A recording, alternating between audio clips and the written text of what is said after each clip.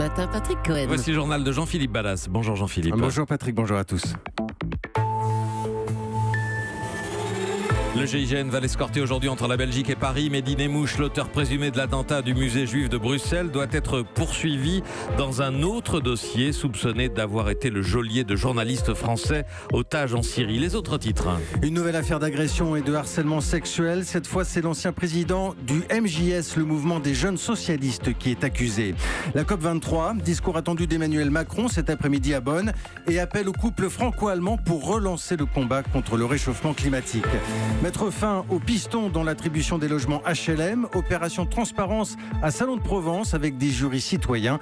La transparence, on l'essaie aussi en politique avec les lobbies. Ce sera l'enquête du 8h. Et puis la COP23, les énergies renouvelables, on en parle avec la directrice du groupe Engie, Isabelle Kocher, mon invité à 8h15.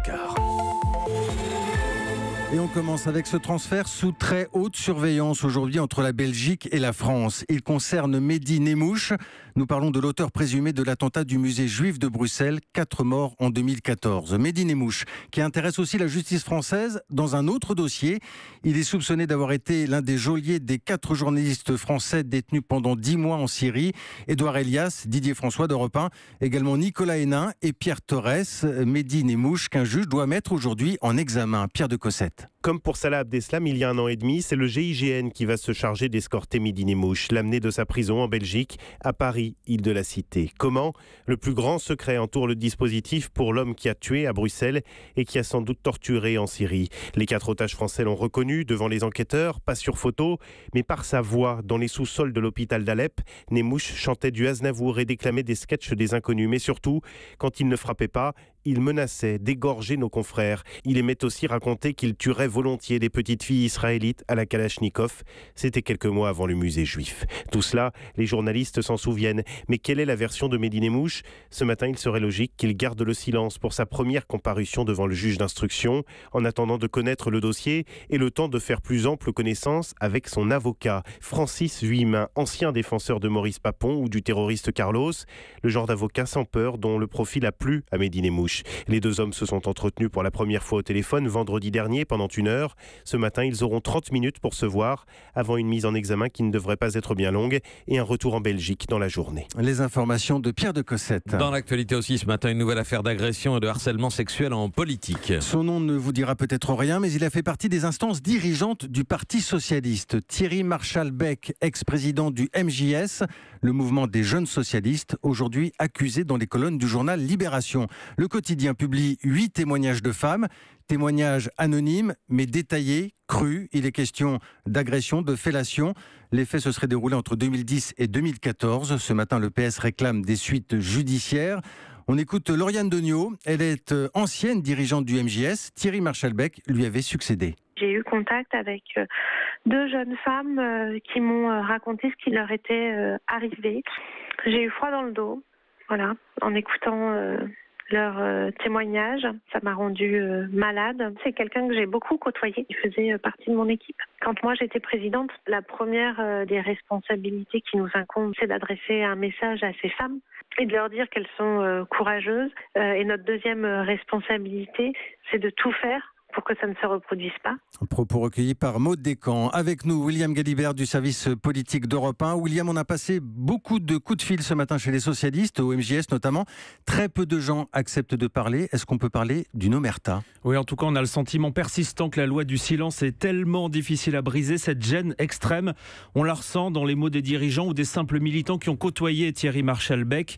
Cet embarras, on le perçoit par exemple chez Benoît Hamon, lui aussi ancien patron du MJS et qui avait embauché Thierry Marchal-Beck au ministère de l'Éducation. Lui dit qu'il avait, je cite, vaguement entendu des rumeurs. Difficile ce matin de dire si le MJS et derrière lui le PS ont couvert ses agissements ou si on n'a juste pas voulu voir, comme si l'image du mouvement était plus forte que la souffrance des victimes. Thierry Marchal-Beck était connu, il était chargé notamment de chauffer les salles pour François Hollande en 2012. Il était le premier à tenir des discours féministes à la tribune, quand chez les militantes, en interne, on se passait le mot « méfie-toi de lui ». Le PS MJS ce matin demande son exclusion, vous l'avez dit, mais au moment où Thierry Marchalbecq n'a plus aucun rôle important au sein du parti. William Galibert. Europe 1, il est 8h05. Emmanuel Macron et Angela Merkel attendus à la tribune de la COP23 aujourd'hui à Bonn. Le président et la chancelière, dont les discours seront forcément très écoutés pour tenter de relancer la dynamique contre le réchauffement climatique. Un groupe d'ONG vient d'ailleurs d'écrire une lettre ouverte au couple franco-allemand pour des mesures fortes, des mesures concrètes. Mettre le climat au cœur de leur projet pour l'Europe. Célia Gauthier de la Fondation Nature et Hommes. Les énergies renouvelables s'accélèrent partout, sauf en Europe. L'Union européenne, elle est à la traîne. On est en droit d'attendre que les deux grandes puissances économiques européennes, la France et l'Allemagne, fassent la démonstration ici à la COP23 qu'elles sont volontaires, qu'elles ne restent pas simplement au niveau des discours. Nous souhaitons que la France et l'Allemagne pèsent très lourd dans les négociations européennes pour les tirer vers le haut. Mais l'Allemagne et la France peuvent aussi agir sans l'Europe pour aller plus loin. Par exemple sur la transition vers les énergies renouvelables, des transports propres, du véhicule électrique et du train, et enfin dans l'agriculture écologique. Propos recueillis par Laure d'Autriche qui suit la COP23 pour Europe 1. Il est 8h07. Patrick Cohen. La suite du journal Jean-Philippe Ballas avec la chronique d'un naufrage annoncé. Nous allons au Venezuela. Un pays au bord de la faillite. Bonjour Daniel Fortin. Bonjour Jean-Philippe. Rédacteur en chef du journal Les Échos. Le Venezuela qui vient d'écoper d'un carton rouge d'une agence de notation américaine. Elle déclare le pays en défaut partiel sur sa dette. Le Venezuela qui a beau se défendre ce matin et affirmer qu'il est un bon payeur. On peut dire malgré tout que la descente aux enfers continue. Oui, on la sentait venir, cette crise, et cette fois on y est. Le pays n'a plus un sou en caisse et il n'a pas pu honorer un remboursement de 200 millions de dollars. Et ça n'est qu'un début parce que d'autres échéances s'annoncent. C'est la ruine totale qui se profile, même si les principaux créanciers, notamment la Russie, semblent d'accord pour donner un peu d'air au gouvernement en rééchelonnant une partie de la dette. Comment on en est arrivé, j'y y arrivé moi-même, à une situation si catastrophique? Eh bien par pur gabegie, Jean-Philippe, on l'a oublié, mais le Venezuela a été le pays le plus riche d'Amérique latine grâce à ses réserves pétrolières, mais il a tout gâché à cause du populisme aveugle de ses dirigeants. Le président Chavez et son successeur Maduro ont lancé de gigantesques programmes sociaux qu'ils comptaient financer par les recettes du pétrole. Problème, les prix se sont effondrés. Pendant ce temps, les investisseurs, eux, ont continué à spéculer sur sa dette. Résultat, c'est la banqueroute et Caracas ne peut plus compter que sur la clémence de ses créanciers pour s'en sortir. L'éclairage de Daniel Fortin du journal Les Échos. Adoption définitive de la surtaxe exceptionnelle sur les grandes entreprises. L'Assemblée a eu le dernier mot hier soir après un rejet du Sénat. C'était l'un des grands enjeux de la loi Sapin 2 sur la transparence après l'affaire Cahuzac. Identifier l'ensemble des groupes de pression, les lobbies, et en faire un registre, une liste accessible à tous. Ce n'est pas gagné et c'est l'enquête du 8h. Bonjour Charles Carrasco. Bonjour. Pour faire simple, les entreprises avaient jusqu'au 1er septembre dernier pour se déclarer, mais comme personne ou presque ne s'est manifesté, alors on a mis un nouveau délai jusqu'au 1er décembre et vous nous révélez ce matin qu'encore une fois, le compte n'y est pas. Oui, la Haute Autorité pour la transparence est très inquiète. Seules 223 entreprises se sont inscrites. C'est très peu quand on sait qu'au sein de l'Union européenne, ils sont 11 500 à être répertoriés. En France, c'est tout simplement 10 fois moins que ce qu'attendait Dominique Potier, député Nouvelle Gauche, rapporteur de la loi Sapin, a vu la force et la réactivité des lobbies au sein même de l'Assemblée nationale. Je suis en réunion de groupe. On prend la décision de me mettre sur le crédit revolving. C'est crédit renouvelable, c'est sur une manière de faire la poche des pauvres. Le temps, 1 heure, 2 heures, le temps de remonter à mon bureau, j'avais une invitation par un des leaders du crédit revolving à un séminaire de réflexion à la Défense. Alors dans les 223 qui se sont déclarés, on retrouve des grands groupes comme AXA, Facebook France ou bien encore la Société Générale. Toutes ont donc déclaré entretenir des relations avec des décideurs publics dans le but de les aider à élaborer des lois. Mais parfois ça va plus loin. Dans cette liste, on retrouve aussi plusieurs chambres de commerce.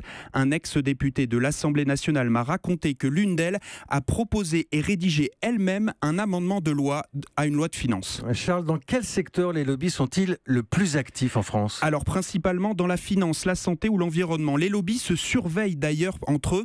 Exemple avec le tabac. Quand les professionnels de la cigarette électronique sont entrés dans le jeu du lobbying, eh bien la puissante industrie du tabac a très vite réagi, raconte Jean Moiroux, président de cette fédération professionnelle des vapoteurs. On a été approché par une grande agence de communication et d'affaires publiques parisienne qui nous a dit on a plein de solutions à vous apporter. Puis c'est des gens qu'on a revus plus tard dans un reportage sur le lobbying de l'industrie du tabac. Et on s'est rendu compte qu'ils avaient cherché un petit peu à infiltrer notre jeune fédération et on a pris la mesure de jusqu'où ces gens-là étaient prêts à aller. Alors cette fameuse liste, Charles Carrasco, est-ce qu'elle peut vraiment mettre fin à l'opacité des lobbies ? Alors de l'avis de plusieurs députés, ce sera malheureusement davantage un annuaire d'entreprise que l'inventaire complet du lobbying.